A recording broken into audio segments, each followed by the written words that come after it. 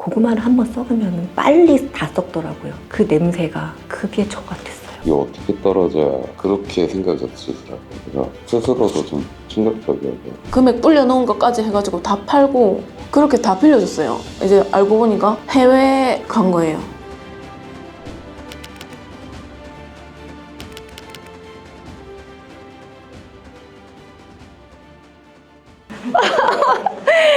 반갑습니다, 하대님.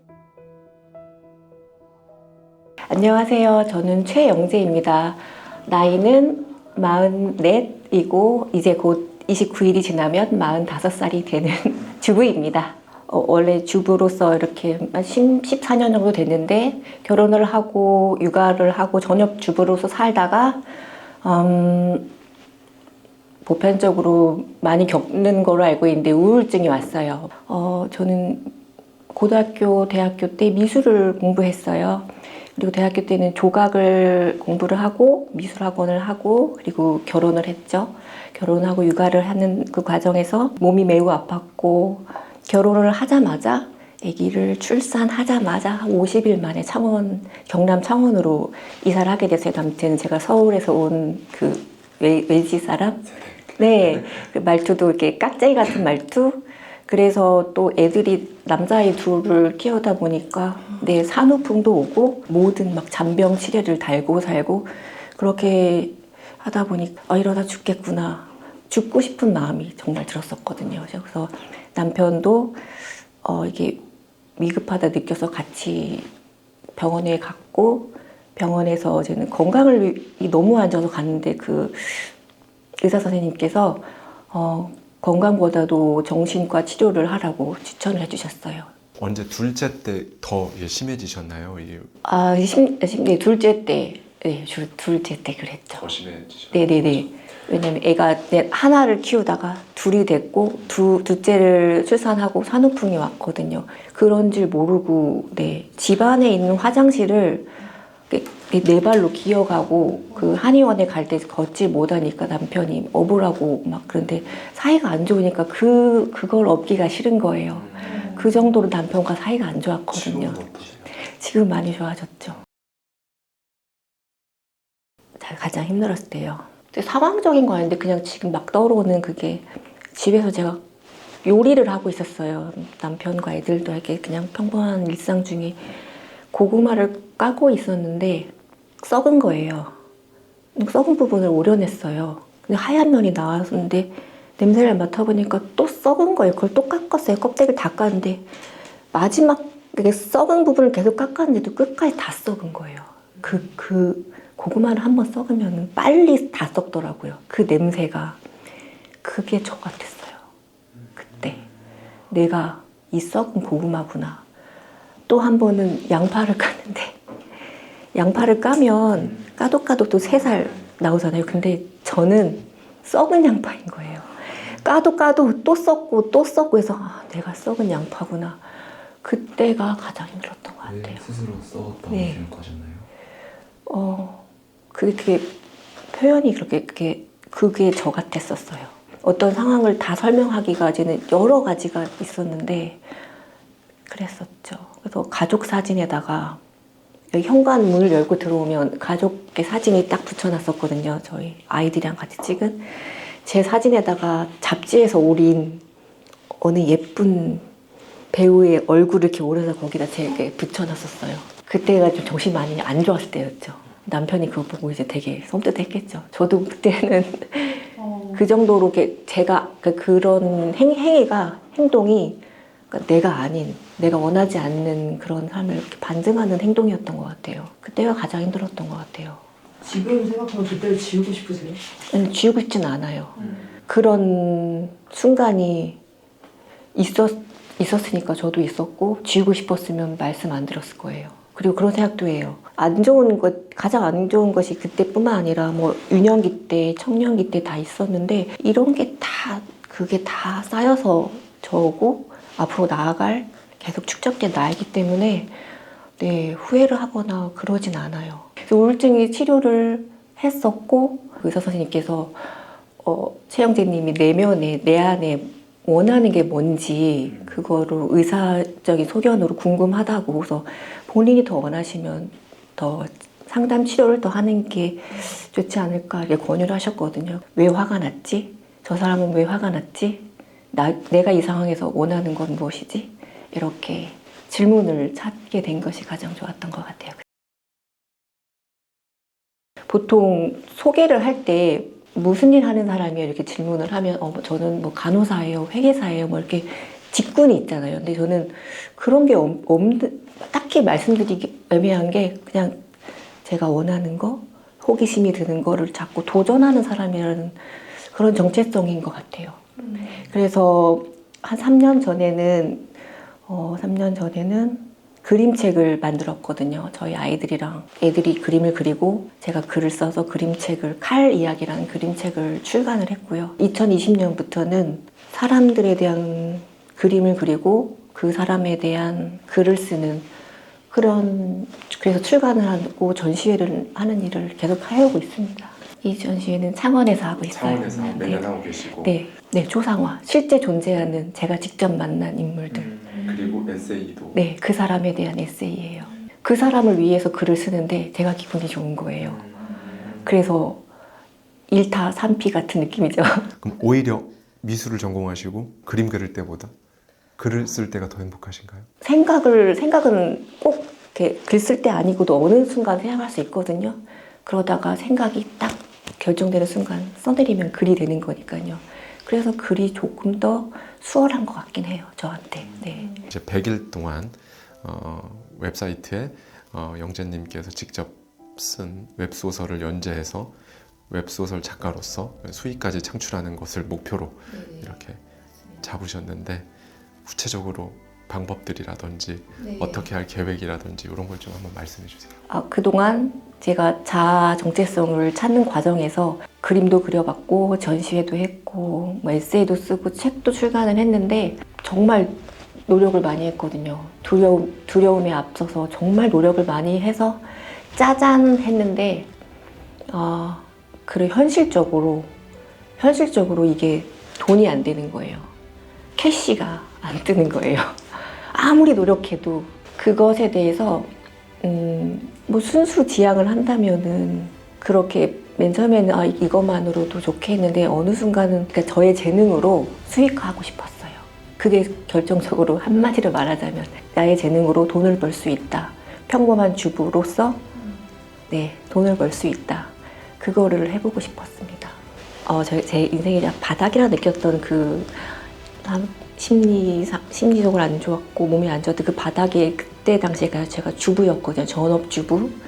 계속 계단을 밟고 올라가서 한 계단 해서 결국에는 제가 원하는 그리고 제가 가진 재능으로 용기를 내서 네, 돈을 벌 수 있다. 그거죠. 네, 그걸 하고 싶습니다.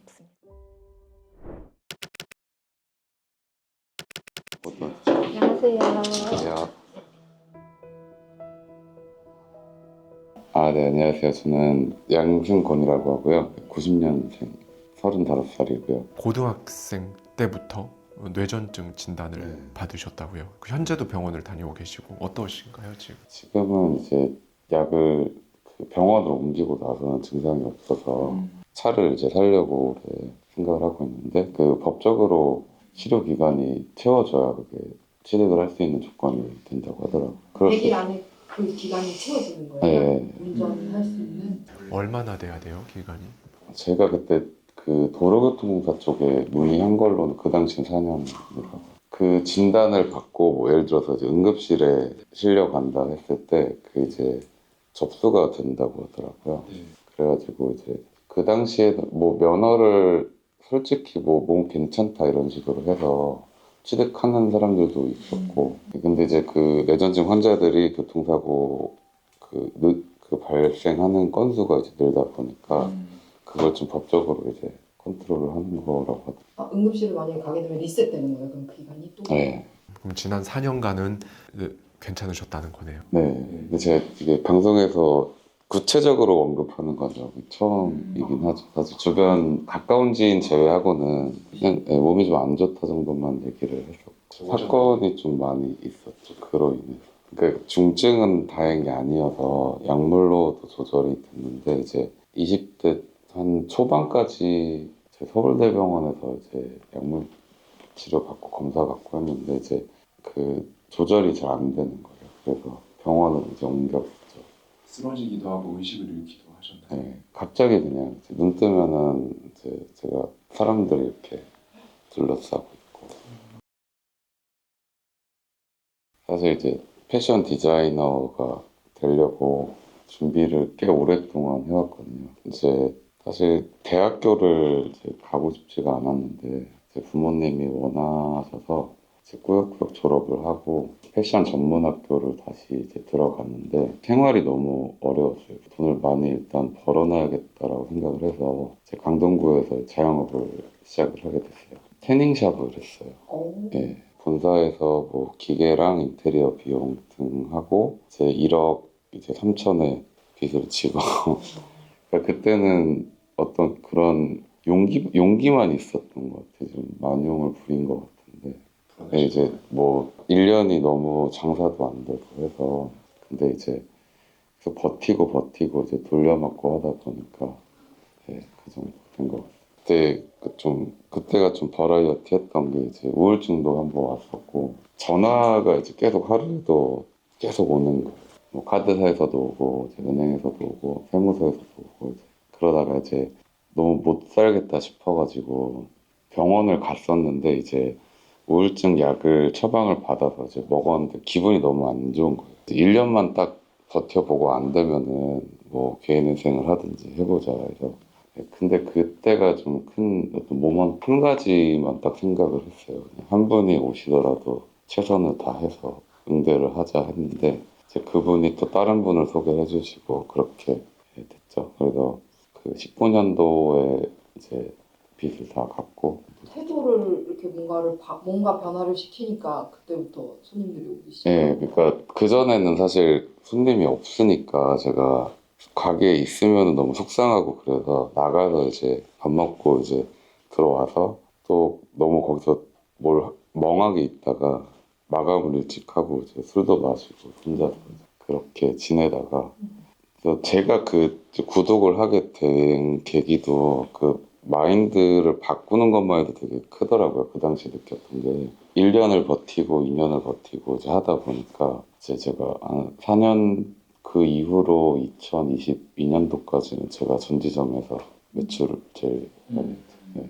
정확하게 어떤 행동을 저도 돈 벌려고 장사를 하지만 일단은 왔을 때는 돈으로 생각하지 말자. 그냥 저분을 또 아무래도 계절 장사기도 하다 보니까 너 서로 마음이 통해서 내년에도 오실 수 있게 잘 케어해드리자 해서 책임을 지자 그렇게.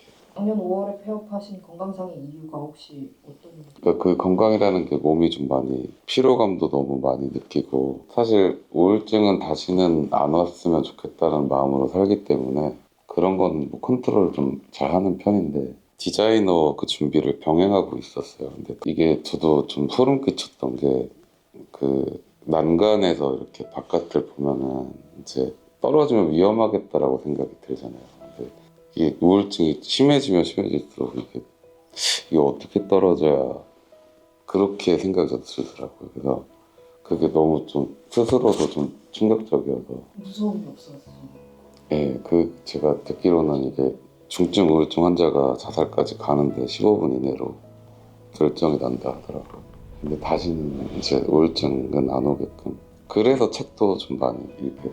그럼 생계는 어떻게? 지금도 조그맣게 시작할 수 있을 정도는 지금 준비를 해놨는데요. 지금 전기 건축에서 이제 건설 현장에서 전기 작업하는 거를 배우고 있어요. 5시에 일어나서 준비를 하고 7시까지 이제 지금은 이제 건설 현장으로 출근을 합니다. 7시 반부터 일을 시작을 하고 이제 4시 반에 끝나서 원래는 이제 작업실을 갔었죠. 작업실을 가서 가기 전에 저녁을 먹고 이제 선생님하고 작업을 연습을 하고 근데 그리고 이제 밤까지 이렇게 있다가 자고 또 11시, 12시쯤 제 작업실에서 자고 다시 출근하고 최종적인 목표가 딱 말씀하시자면 어떤 걸까요? 30대 후반에는 최소한 이제 서울 컬렉션에서 쇼를 한번 데뷔를 해보자. 돈이 얼마가 그 돈이 어느 정도 들어가는지 제가 들었거든요. 그래서 그 컬렉션만 해서 한 3, 4억 정도 잡아야 된다고 하더라고요. 이런 사람도 있구나라는 거 보시고 새롭게 시작하는 저라는 사람도 있다. 그리고 이제 이 컨텐츠를 통해서 같이 성장하는 구독자분들이 되셨으면 저도 저를 비롯해서요. 그렇게 다 좀 원하는 바를 이루시면서 행복하게 다들 살아나가셨으면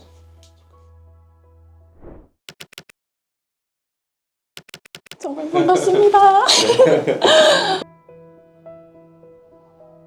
안녕하세요. 저는 창원에 살고 있는 이수빈이라고 하고요. 노인병원에서 간호사로 근무하고 있습니다.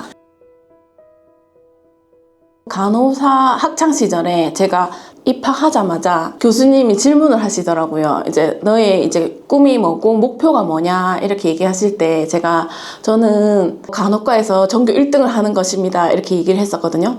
그랬더니 교수님이 전교 1등은 아무나 하는 것이 아니다. 전부 다 열심히 노력을 할 것이고 그렇게 다들 노력하는데 아무나 될 수 없다라고 얘기를 하시길래 그 한 사람이 제가 되면 되잖아요 이렇게 얘기를 했어요. 근데 그 모습이 저는 아직도 이제 그 교수님의 모습이 아직도 생생한 거예요. 제가 하겠다고 했는데 조금 안 된다고 하는 표현을 하시는 것 같아서 그래서 내가 그때 딱 처음으로 인생 성공 경험을 처음 했던 것 같아요.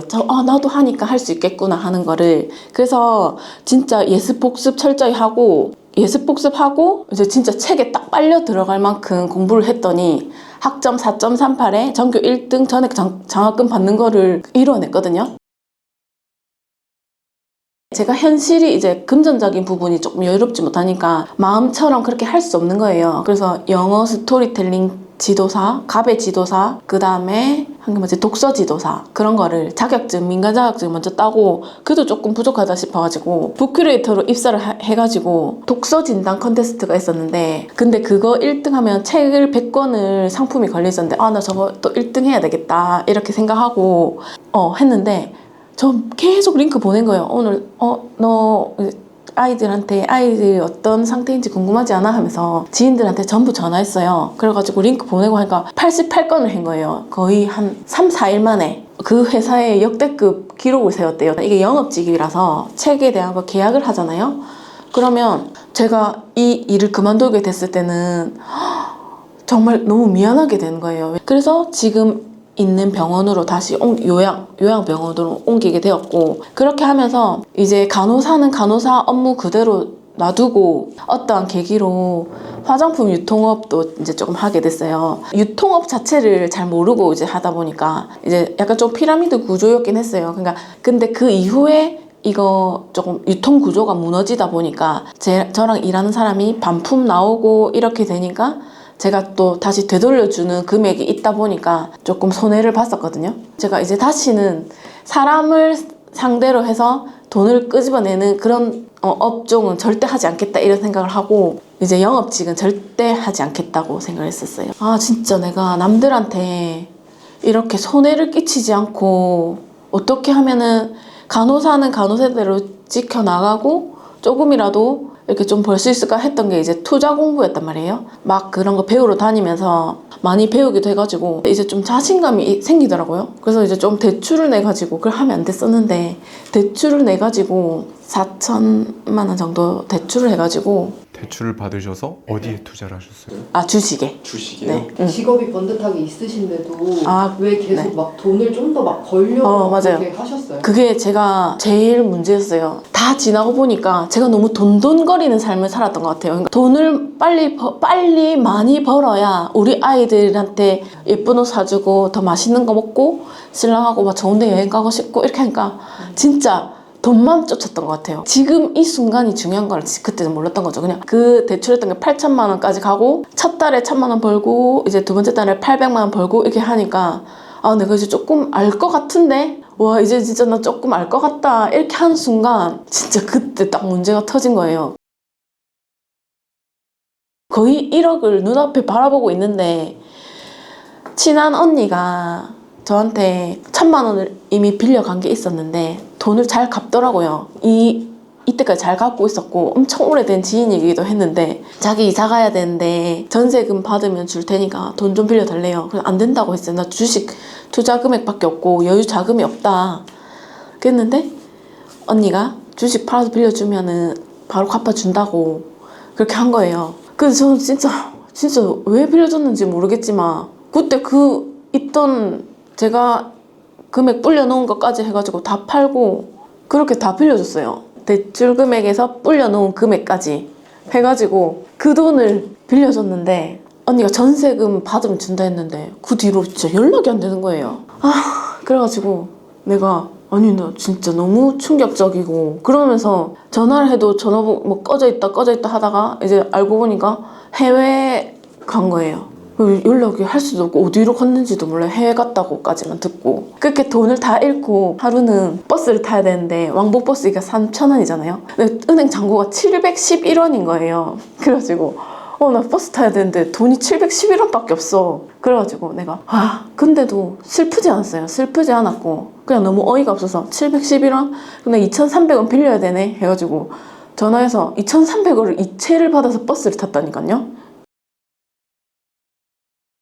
그렇게 하고 생각해봤더니 나라는 사람이 이 돈을 그냥 너무 돈 쫓다 보니까 사람이 이럴 만한 행동이 되었구나. 이 돈이 이제 진짜 내 거 아니었다. 그래 또 슬퍼한다고 해서 또 돌아올 돈이 아니니까 그냥 멘탈만 바로 잡자. 이제 그냥 그 돈이 원래 내 돈이 아닌 거였다고 생각하고 그냥 이제 돈 버는 방법도 완벽하진 않지만 어느 정도 이해는 했고 다시 시작하면 된다. 근데 이제 내가 진짜 모든 것을 다 이때 딱 깨달은 거예요. 제가 노인요양병원에서 노인들을 상대로 하는 간호사잖아요. 이제 임종을 지켜보면 진짜 많은 생각이 들어요. 왜냐면 끝에서 바라보는 우리 젊은 날의 현실은 진짜 이렇게 열심히 살아가는데 진짜 막상 끝을 보면 돈이고 뭐고 다 필요가 없는 거예요. 살아왔던 할머니 할아버지들한테 이제 대화 가능한 사람들한테 이제 물어봐요. 한 분이 말씀해 주신 게 제가 조금 울림을 받았었는데 어떤 한 분은 할아버지가